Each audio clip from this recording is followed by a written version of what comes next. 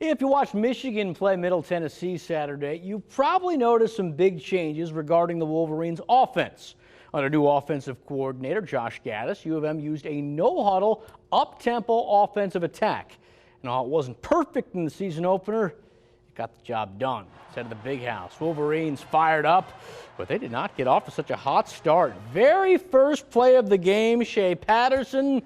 He's moving, but he is going to get hit, and he is going to drop the ball. Blue Raiders recover. It would lead to a touchdown, 7-0 Middle Tennessee, and obviously the fans did not like it.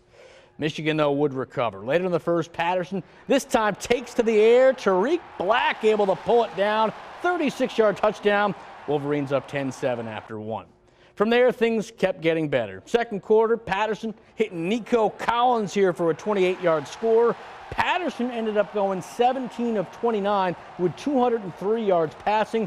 He also had 3 touchdowns. Wolverines get the job done. They win 40-21. First time out, I thought it was good, very productive.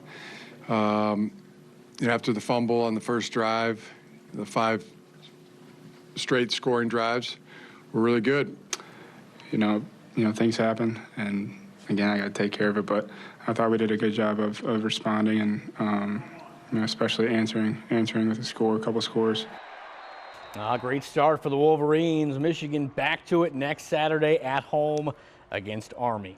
More football now. Here's something I bet you did not know. In the last 5 years, FCS teams have beaten FBS teams a total of 43 times.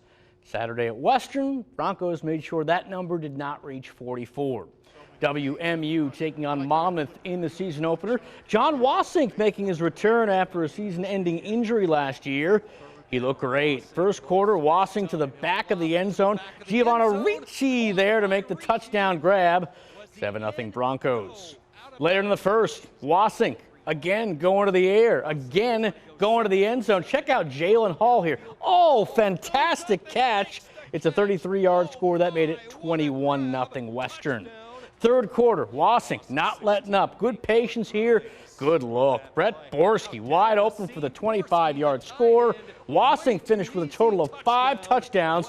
Also had 358 yards on 20 of 25 passing. Western makes it look easy. They take it 48-13.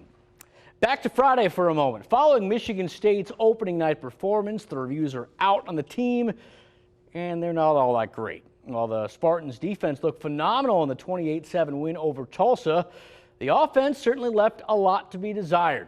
Despite the fact that Tulsa had the 118th best run defense in the nation last year, MSU only managed 64 yards against them on 23 carries.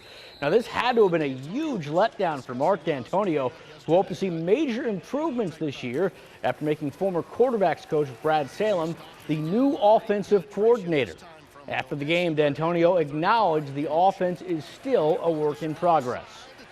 We have 12 games guaranteed, so it's an ongoing process. What we do, we're just going to keep moving it and going to stay positive with our players and also hold them accountable and push it. And we're going to hold our staff accountable and push it, and myself accountable and push it. They're trying to get it right. MSU back to it next Saturday.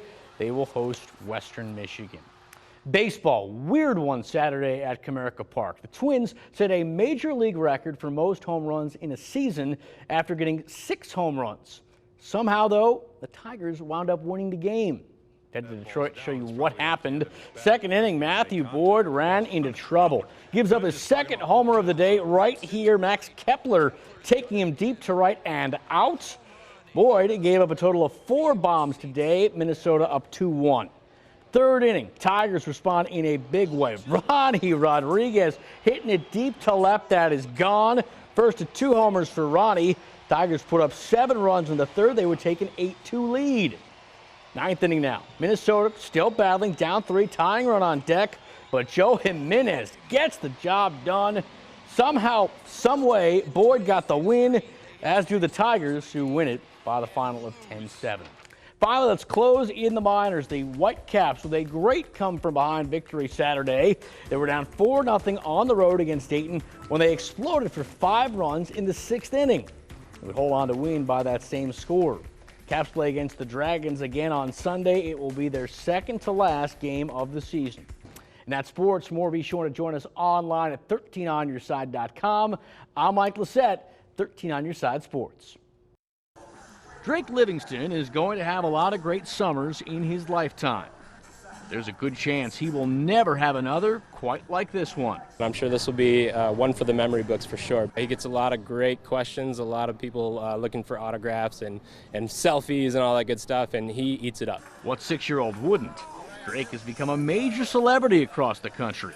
Videos of him as the Kalamazoo Growlers' angry manager have scored hundreds of thousands of views on social media. And he's gone. Oh no. When Drake comes out, it's usually another oh no moment from the guys, and know that he's probably going to be walking back to the locker room pretty soon after that. But while Drake's animated on the field, he's a bit shy off of it. And here's a little secret. He doesn't actually hate those umpires. They usually do a really good job. In case you haven't figured it out by now, Drake's outbursts are just part of the show. The idea for those mid-game tantrums came from the Growlers promotions department. Seeing how Drake's dad works for the team, didn't have to look very far to find their mini manager. Obviously, he's a character. He fits in nicely. He was the right age. It's obviously really great to see a kindergartner out there lined up next to all these college players and coaching staff. As the seasons progress, Drake's role with the Growlers has evolved, sometimes going from pretend coach to actual coach. During games, he hangs out with the team, always ready to dish out advice. He's been tough on us this summer, but he gets us fired up for the right times and right games. With the season winding down, Drake is enjoying his last few days at the ballpark. I love hanging around the guys and being part of the team. Clearly, this is one summer he will never forget. Mike Lissette, 13 on Your Side Sports.